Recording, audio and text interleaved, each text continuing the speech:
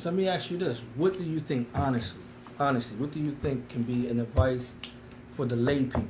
I mean, the lay people, and getting past this stuff, and really like trying to like really move on and build something more better, like in practical terms. What do you think is better for the lay people? Number one, brothers and sisters have to detach themselves from the personalities that they have created, in this image that these people that they have created in their mind that they're infallible. Because if you keep telling yourself, these brothers are Salafi, nothing wrong with them, brothers just hating on them, whatever, you keep telling yourself that, you adopt the mentality of the people of innovation. And this is why the scholars say people of innovation won't repent, because they don't never see anything wrong with their innovation. So as long as you don't ever see anything wrong with these guys, and everything everybody is levying against them, everything that people are saying against them, they hating on them, they don't like them just because of this, then you're going to remain stuck in that box. And is nothing that anybody can do to help you with that. And that is as a result of raising people above the status that they are supposed to have. Aisha radiallahu ta'ala anha, she said, "Umirna an nunazzila an-nas manazilahum." We have been commanded to put everybody in their proper place. Everybody has a place. Nobody is above the place that Allah subhanahu wa ta'ala gave them. Not me, not Shadeed Muhammad, not nobody. Nobody is above that. Imam Malik rahimahullah ta'ala, he said, "Kullun yu'khad min qawlihi aw yurad illa sahibu hadha al-qabr." He said any person's opinion could be accepted or rejected except the man in that grave right there. And he pointed to the grave of the Prophet sallallahu alaihi wasallam. So it shows you, the more you increase in knowledge, you don't see other human beings in that light. There's only one man that I see in that particular light, and that's the Messenger of Allah sallallahu alaihi wasallam. I don't see no other man, and that doesn't mean I don't have respect for scholars, but I don't obey your command. Your command is not the final call for me that I'm going to obey. No. I'm going to weigh what you say against what Allah said, what His Messenger said, and as the scholars also say, if you want to know the mistakes of your scholars, sit with other than them. So if you only taken from this small group of brothers, you're never going to know the other side. You're never going to be able to see the mistakes in them, because that's the only people, you're only sipping from one particular source. So, in terms of the, I don't like to say lay people, but just the common folk, just the regular Muslims, we have to remove ourselves from this personality attachment, man. That's a form of shirk, man. This personality worship, this ta'abbud, the shakhsiyah, worshipping personalities, from the scholars all the way down, man. We love the Mashaykh. As Ibn Qayyim rahimahullah ta'ala said about Ibn Taymiyyah, he said, "Shaykhuna habbu ilayna wal haqqa habbu ilayna minhu." That Ibn Taymiyyah is our Shaykh and he's beloved to us, but we love the truth more than we love him. No. You know what I mean? And that is putting Abu Bakr radiallahu ta'ala anhu did the same thing with the Prophet sallallahu alaihi wasallam. He said, "Man kana ya'budu Muhammad fa inna Muhammad qad mata." You know what I mean? That whoever was worshiping Muhammad is dead. This ain't about personality worship. This ain't about that. And brothers and sisters need to detach yourself from that, because this is how that cult mentality starts. You see this person as the imam, and there is no removing him from your eyes. Nothing he can do, nothing. And I mean, that's evidenced by the years of atrocities that many of these brothers have been guilty of. And for the life of me, I still can't figure why these people are even still relevant. Why are they relevant? Your Dawood Adibs, your Hassan Sama, why are they relevant? Why are they even relevant today? Why do people even still listen to them? I mean, people can say, well, why people still listen to Shadeed Muhammad? All you got to do is to look at the substance. Skip me. Remove me from the equation and look at what I bring to the table. Don't look at my personality. Forget Shadeed Muhammad, the personality. That ain't even my real name. That's neither here nor there. Let's look at what the person is bringing to the table. How many communities, how many lives have you touched? How many people's lives have you changed? How many communities have you transformed? How much dawah have you brought to the community in order to, bring these people back? That's what's important. It ain't about the personality, man. And to be honest with you, if you 10 years into it and you still giving lectures about Shadeed Muhammad, you signed your own death warrant, man. You're a death wish. I just can't figure why a person can get up and give a khutbah about Shadeed Muhammad from 2009 all the way to 2017, and people still take you serious. I can't. No, I can't even understand why that's, and people need to educate themselves. I believe that throughout all of this, people were going to lectures and conferences and all of that stuff just for the hype of it. just for the hype of it, just for the commercialization of the Salafi dawah. We commercialized this joint and we played it out of pocket. And there was no real learning going on. There was no real studying of Islam. There's no way in the world Salafiyah has been in these communities all of these years, maybe 2 decades, and you go to somebody with a simple matter of Aqidah and they can't tell you anything. But yet they can tell you what a sheikh said about this one and what a sheikh said about that one. Like, we hustling backwards, man. It's counterproductive. No. It's counterproductive. There's no real learning going on because the brothers who are at the helm, at the forefront of the Salafi dawah, they themselves are not learned. They're not learned. You can tell by the way that they teach. Anytime you sitting with a book in front of you and all you can do is read what's in front of you and regurgitate what the sheikh said here and the sheikh is saying here and the sheikh is saying here, and that's the best that you can offer the community, man. You got 2 years of that and we're done with you. Your shelf life is 2 years. Because the needs of the community will overshadow what you have the ability to offer to the community. Yep. Which is why in many of the Salafi communities it's a revolving door. The average Salafi is between 2 to 5 years before he realizes that this is no longer working for me, I need something else. The Aqidah piece and the Minhaj piece, that's good. But people have real problems. People have children that are suffering from all types of mental disorders. People have children that are gay. You understand what I'm saying? Daughters that are gay, sons that have, turned into this particular lifestyle. Poverty. You understand what I'm saying? Yeah. Poverty, helping the person to get a job. I mean, like real problems that they never address. They can't. So, like people, and I mean, the fact of the matter is, as I said, to you guys from the beginning, my issue for coming on here is not to get people to listen to Shadeed Muhammad, because people made their decision years ago.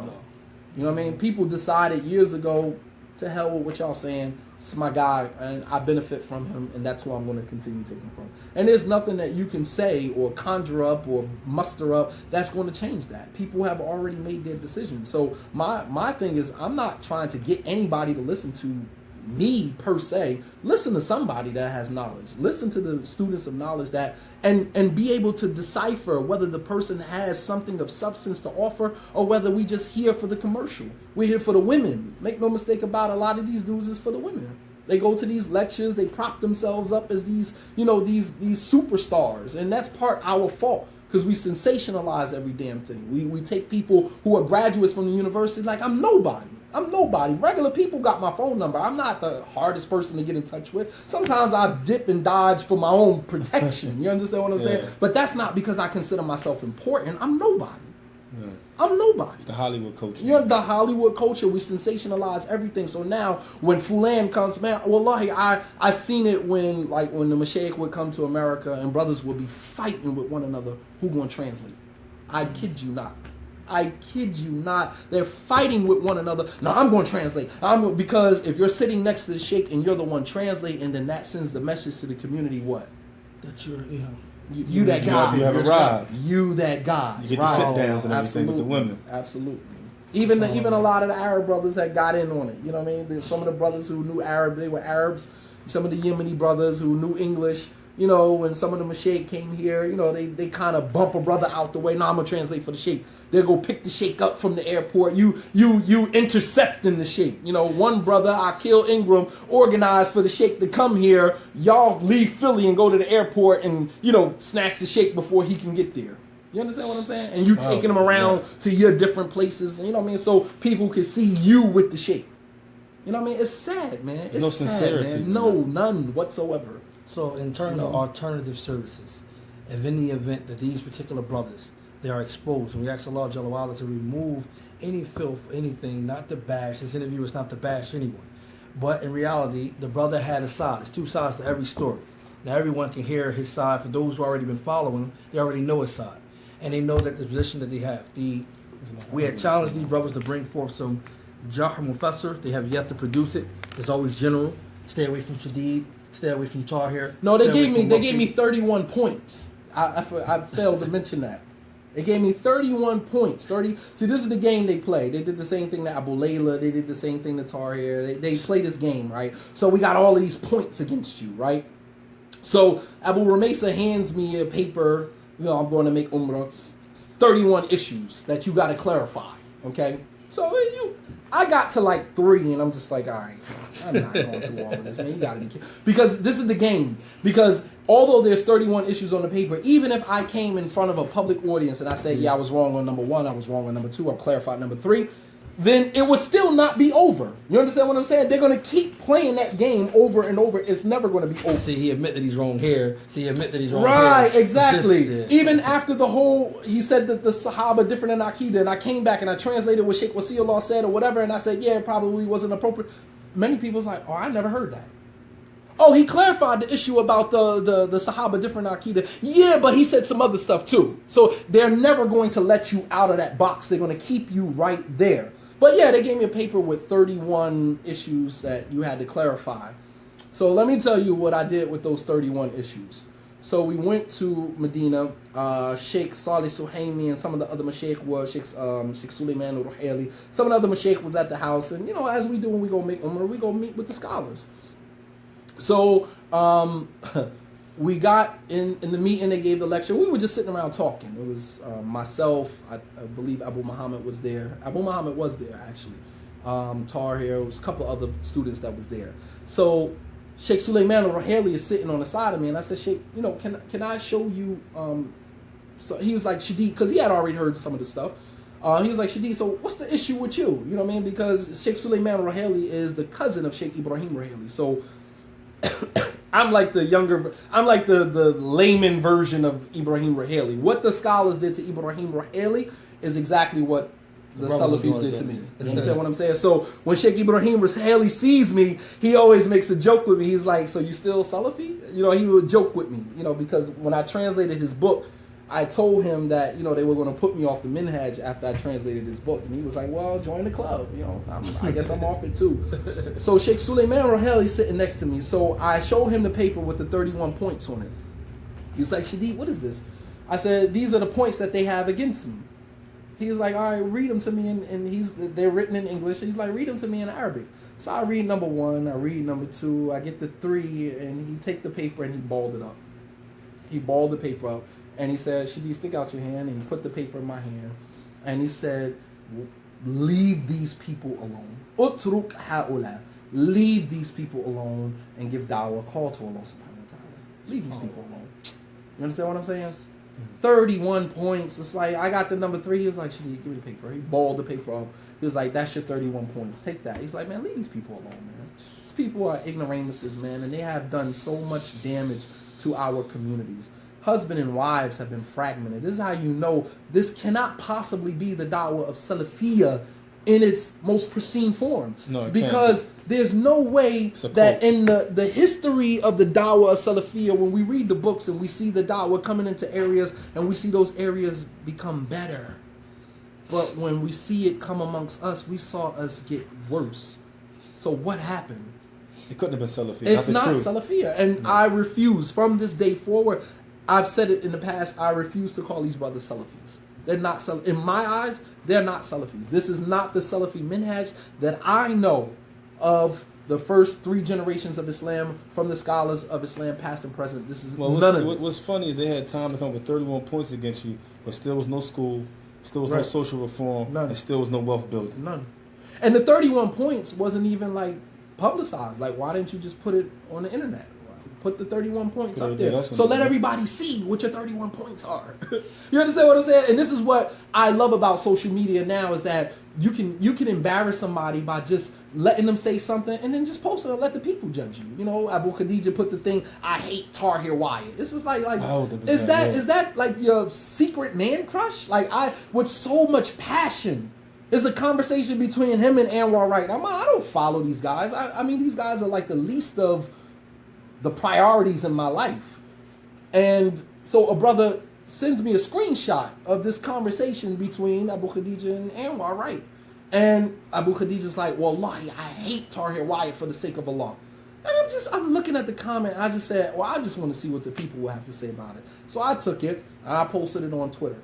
And this is where all of the recent problems with Shadeed Muhammad rehashed from because Abu Khadija was in his feelings, and then he made a phone call here and told the brothers, y'all need to turn the heat up on Shadeed. He did this, he did that. So now, that's how they function. Trust and believe. They do not do anything independent. They ain't that smart, number one. They're not that smart.